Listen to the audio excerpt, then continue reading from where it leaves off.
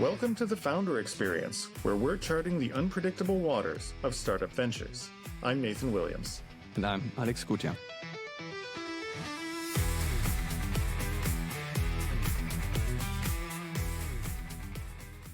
All right, here we are, Alex, once more.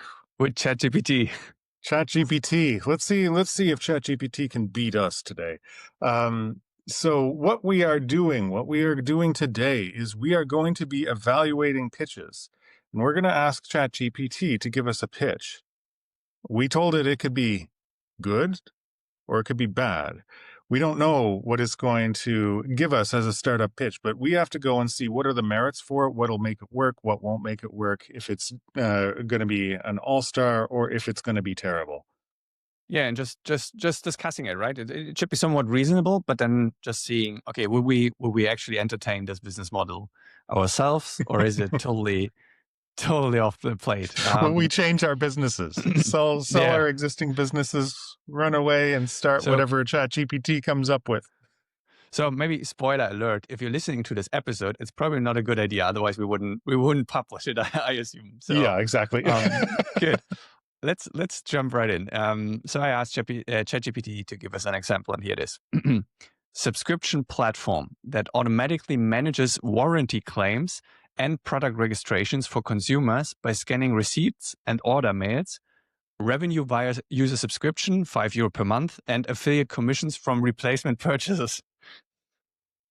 That sounds complicated. Does it? A little bit. There's a lot of moving parts with it. Okay, let's break it down. Mm-hmm. Okay, so you scan so the user scans the user receipt, mm-hmm. and then the service automatically makes a warranty or processes the warranty application. Yeah, and so yeah, it's a good point to first make sure that we have the same understanding of what it says here, right? So I would assume there are warranties for certain or for most products, I assume, and you want to keep track of them in the first place, right? That's probably the first thing, that you somehow track them. So you buy a new iPhone and then you say, okay, there's a warranty of 1 year or longer if you have Apple Care Plus or whatnot. And then, I'm not so sure about the management part where it's then managing, because it says affiliate commission from replacement purchases. So I'm not sure how that would work. If you have the warranty and then you get into the situation where you really have to replace something like the phone, how would it do this? Yeah. Okay. So at the beginning, the first piece of this is who is the customer and what pain point do they have, right? It always goes problem, solution, right? So what's the problem? Problem, from what I hear, is this is a B2C business. Mm-hmm. It's a consumer problem.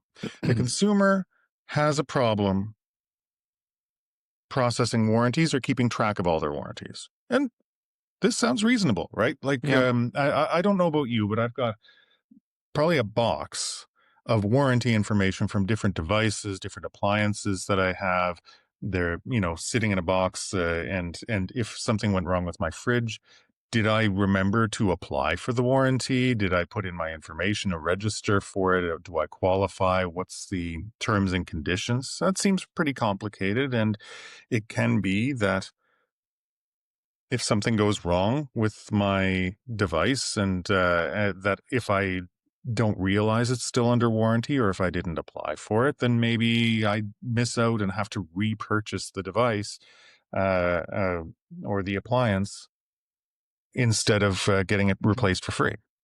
Yeah, I think so. An iPhone is probably a bad example because Apple is managing that on your behalf pretty well. So, but I think a fridge, something like this, is a much better example, because if the last time I had to get it was a dishwasher repaired, you see, okay, there's an issue. You realize, okay, it needs to be repaired. The next question is, when did I actually buy this? Because that already, then you know whether there is still a warranty, right? So that's the next question. Then you usually don't know, which means, okay, you have to search for either a receipt or an email, as ChatGPT also suggested, right? You can search for emails. So that's that part, right? And then figuring out, is there still warranty or do I have to pay for this myself? So I think that would solve actually one thing already where you just know, okay, I check the warranty tool. When did I buy this dishwasher? And what's the warranty status, right? Mhm. So I could, that makes sense. Like at least from utility point of view, that would make sense. For a person, yeah, for sure. Like, would I pay $5 a month for it? Well, let's start with let's start. Do how pressing is this problem for me? Right, and I know that this is anecdotal. The real question is how pressing is the problem for an average consumer. Mhm. But if I have this problem, is it something where I would actually open an app, right? Because I would imagine I would need to open an app, Mhm. select scan. It would scan a receipt. It would say there's a warranty for this, maybe looking it up in a database.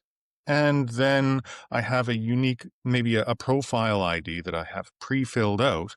And then the app would apply for the warranty or register me with my consent and then list it in a list of warranties that I have registered in the system. And then if something broke, I say my fridge broke, then I could just go say my fridge broke, and then it would apply for the replacement for me or something like that. Yeah, I'm not. So this is the part where I'm not entirely sure if that makes sense or how would that work. Like, how would it do this on your behalf? Maybe it's some sort of AI component, whatever. But let's maybe let's get to that. But the last part actually makes sense for me. So if you have an app where you keep track of all your purchases, that's a lot of data, right? And then you realize, oh, that dishwasher is broken. I have to replace it. Then the app could already suggest, look, you have this model, as we know, this is the cheapest price. Get it off of Amazon, whatever, and then you have affiliate links, and you make decent money coming from that. I would actually assume if you have volume, that's more of an upside than the subscription itself, right? Because I'm not so sure about that, Yeah, especially at the handling the part. more I think about this, the more I think the only way this could run, if it can run at all, I'm not convinced yet, but if it would be a value add, it needs to be free. Yeah, It needs to be because then free you get because the you're data. Yeah. collecting data and you're selling data, basically. This is a data play. $5 a Yes. month is nothing uh, for a business running this, but it's the world to someone like, so like, I don't see myself paying $60 a year No, to keep track of my warranties because I don't want to think of them, right? that's The right. whole thing is that I don't want to think of it, and I certainly don't want another subscription. But it's also, yeah, I agree. I would probably make it free, and then you gather a lot of data, right? You reduce the friction for people to join this, right? Because it's easy for them to track warranties or purchases, and then you could even send them information emails, right? Reminders, hey, warranty is about to expire in 7 days. Is still all good, or do you want to use it for whatever reason? And then making revenue off of the affiliate commissions. Actually, I The think big that could question I work. have, though, is do you need the consent or the participation of the companies? We've just been talking about people putting in their data, and Hmm. okay, we give free there. Does it make sense from a company perspective to join such a program? Does it make sense? That's a good question. How would that work? Like Yeah. let's run through an example again, or let's use the All fridge. right. So let's say I'm selling, electric mixers or air fryers. So air Yeah, fryers, I like air fryers. I'm selling an good. air fryer. All right. It comes with a 2-year warranty. Won't break. Right. Hmm. Why am I giving the warranty? Do I want to replace this thing?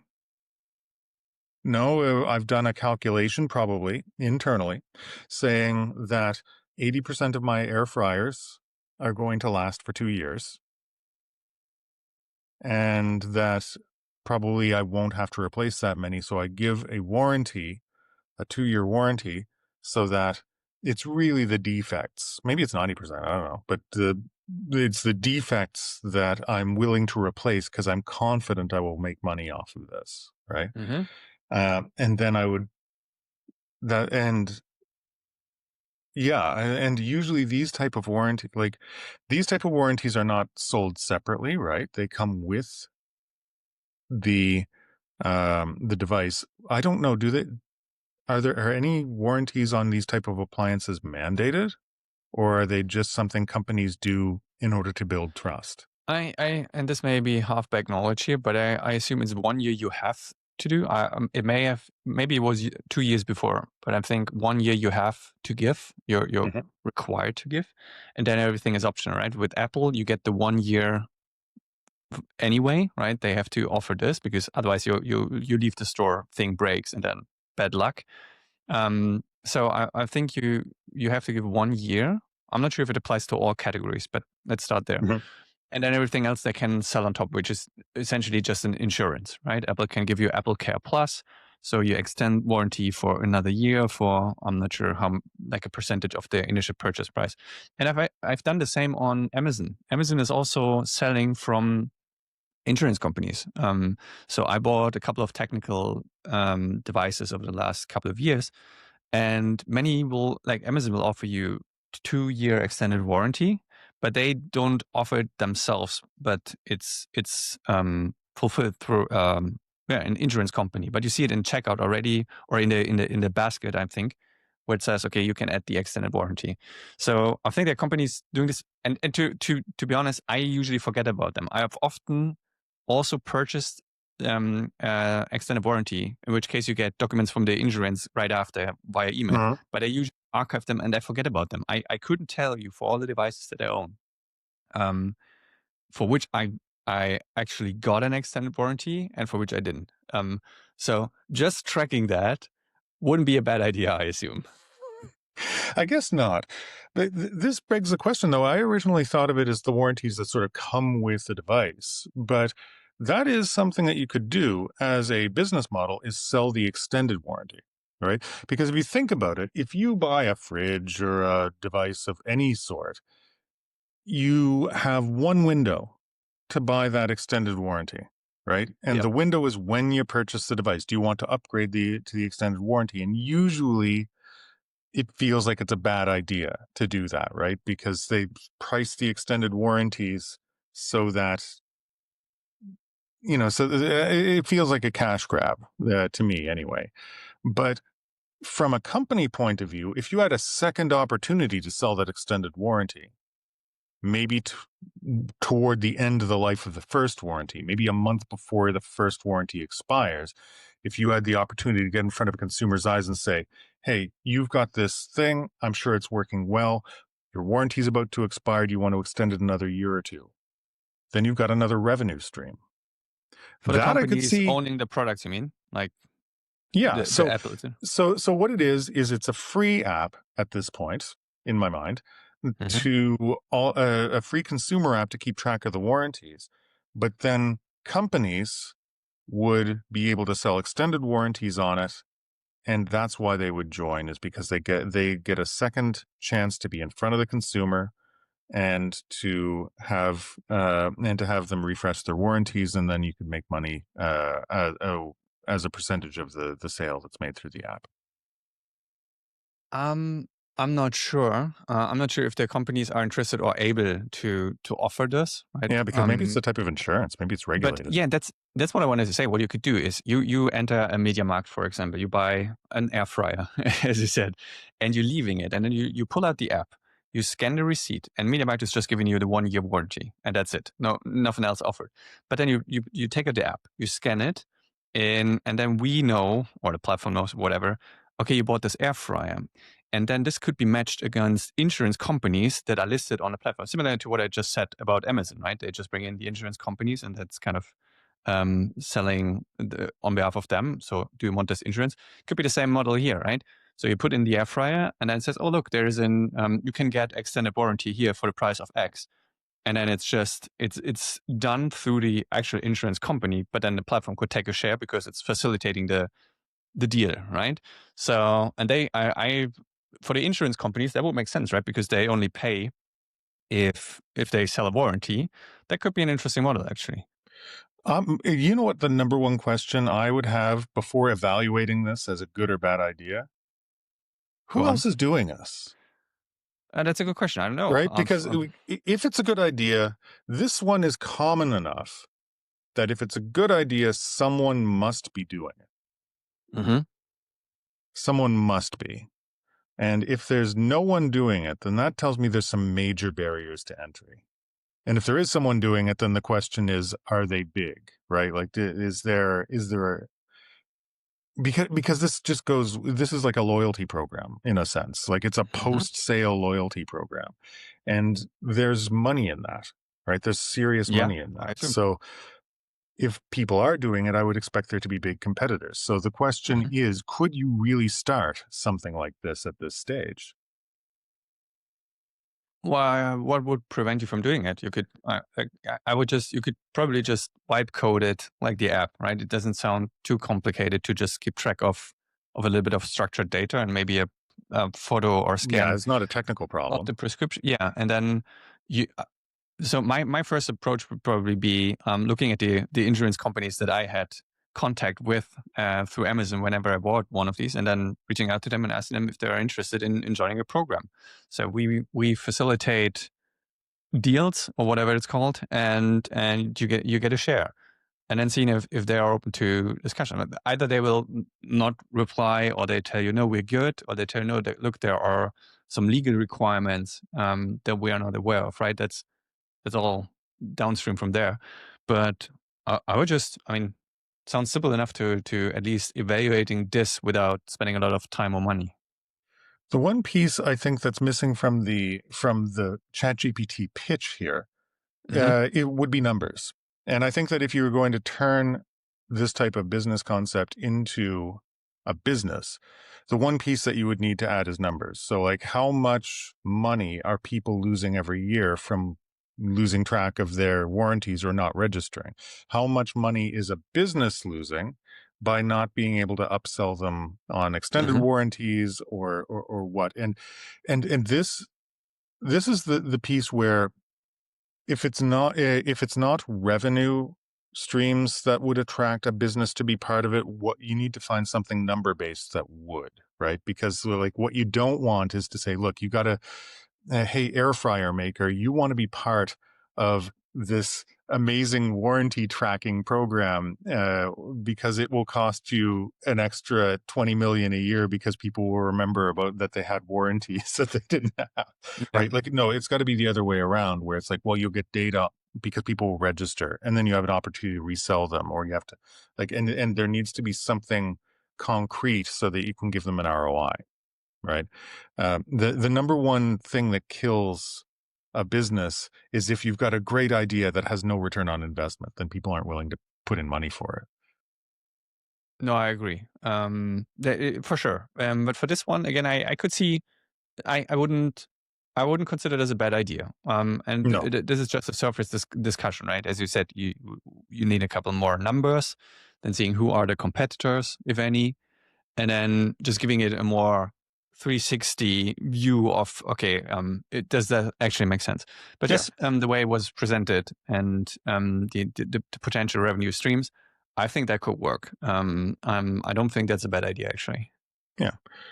I don't hate it, but I don't know. I don't have enough information yet to see if it's a good or bad idea. This one, like many businesses, might come down to execution.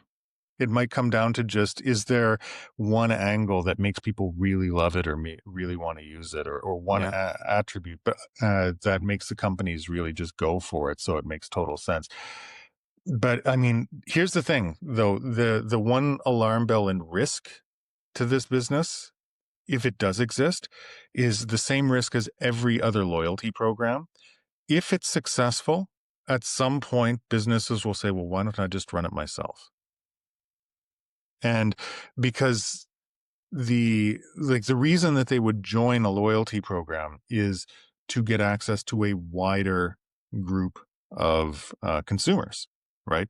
And you see it here in Germany where they had the payback program, right? And Hmm. there are different grocery stores like the Rewe was part of it, and other ones. But then Rewe decided to go off and do their own. Hmm. Why did they do that if they could get more clients in? Because they did the math and they said, well, if we run it ourselves, then we can have our own capture of the data and our own group, and it's worse for the consumers. Of course, it is, right? But the question is, how valuable is it to to be part of a bigger group, like like a almost like a food court for loyalty programs, versus having your own proprietary one? The same thing happened with streaming, right? Like, it was really valuable for a content producer like, Paramount, to be part of Netflix and have their movies up there.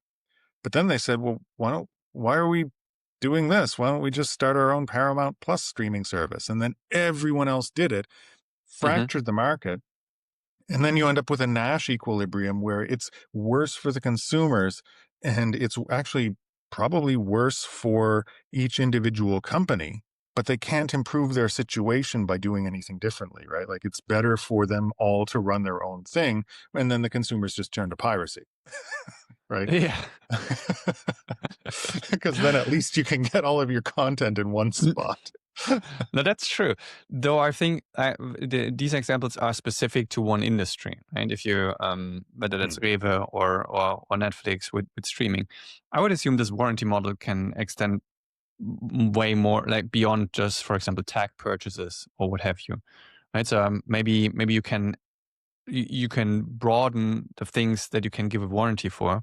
That's one thing. And then I also think even bigger companies, not all of them are able or willing to do this. Even if you have like MediaMarkt or whoever to offer this themselves, I think that there may still be enough market for you to capture, right? Even if you have some of them go out and do their own thing, because I don't think all of them will, right? Or even can.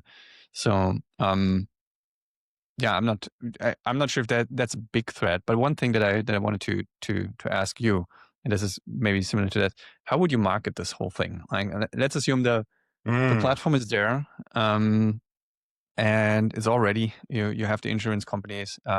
So now, how do you approach, or how do you market this in the first place?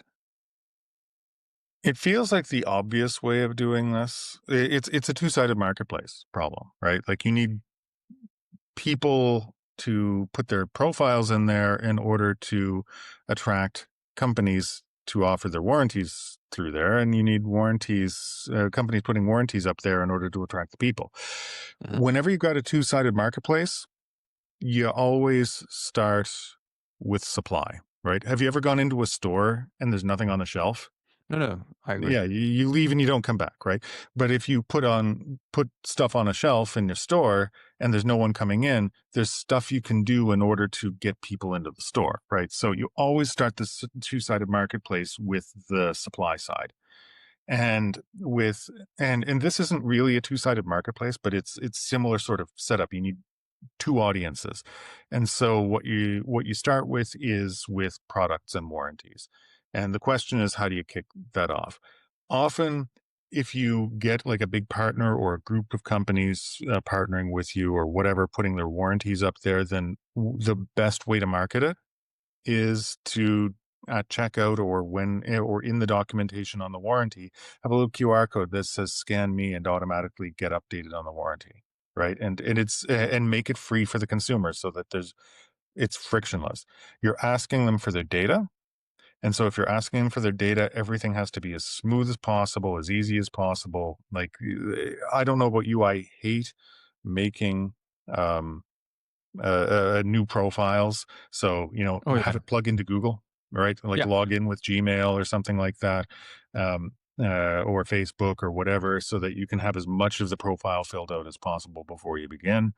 And I think that just having it on display in appliance stores, like, have you downloaded the app yet? That sort of thing is going to be a lot more effective than marketing directly to consumers. Yeah, though uh, the way I would start probably is finding a product that's in high demand, but maybe not too expensive, Hmm. and then trying to approach the buyers directly, and either of so this is tricky. I would say bluntly, okay, offer insurance ourselves, right? Then you say, okay, this is a cheap product, so the insurance is also cheap. Oh but God, you have to you're be, gonna offer an insurance product. that's bad. So I'm not sure that's easy to do, and I think that's already touching regulatory I think there's only one way to waters. do it if you do it that route, is to go to an insurance company that has an accelerator, right? Because like Or all that, yeah. insurtech have, like any insurtech startups are basically different ways of reselling existing regulated insurance, right? Like it's like that's like insurtech never really took off beyond that. It's just basically an Mhm. app to buy insurance or this or that. But you always have a big insurance company as a partner because it's almost impossible to get Yeah, beyond the regulatory requirements otherwise.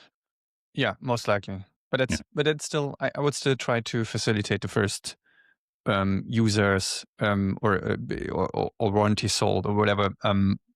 Just zooming in on one product for which okay, there is an insurance offering, and there's high demand, and you can directly approach the buyers, and then approach them directly, either with flyers when they leave a specific store, right? I wouldn't do Apple, but in the Apple example, if someone's walking out of the Apple store and you give them a flyer, look, extended warranty, whatever it says on the copy. I love how Um, Apple is an example of something that's not too expensive. It's right. I mean, it's easy to relate to Apple, but then again, Apple is doing this themselves, Yeah. so they are not a good example. But something like this, I would start there, get early feedback, see if you can refine, and then try to tackle the next either product or category of products, and then try to expand. And then, of course, have something like a referral program in place, where people can then also refer others and then get.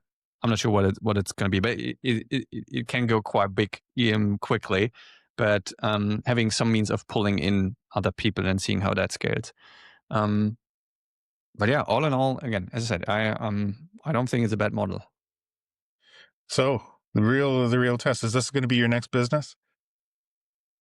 Ask me in 3 months. Oh boy. Well, if anyone wants us to, this is fun. If anyone wants us to evaluate your business pitch, your business proposal, put it in the comments. Let's be We'll happy run it. to take a look and to give you a shout out on the next episode.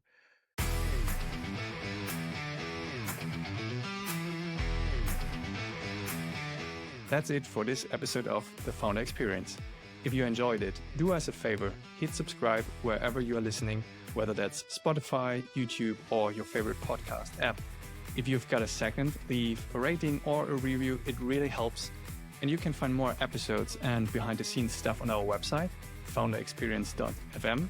And if you've got feedback or business ideas that you want us to talk about, shoot us a message at hello@founderexperience.fm. We'd love to hear from you. Thanks for hanging out. We'll catch you next time.